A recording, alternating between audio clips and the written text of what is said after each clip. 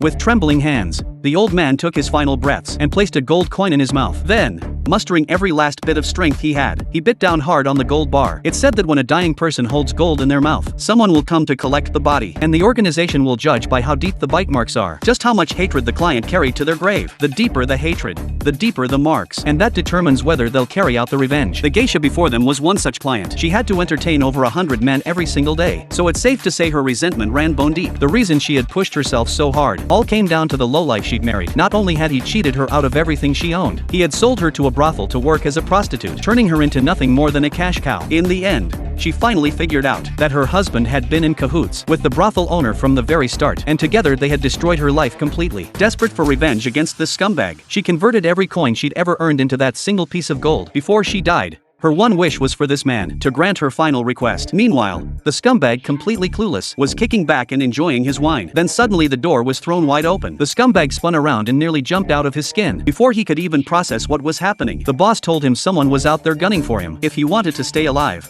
he needed to get out now. The scumbag didn't think much of it, but an iron giant behind him grabbed him by the collar and hauled him right out the door. The two of them boarded a small boat to slip out of the city by waterway, and at that moment, the client launched his hunt. He pulled out his ancestral longbow, took off his glasses, and drew a custom-made arrow from his quiver. One stomp of his foot shattered the wooden beam beneath him. He knocked the arrow and drew the bow, eyes locked dead on his target in the distance. As his clothes burst apart from the force building inside him, the full draw was complete.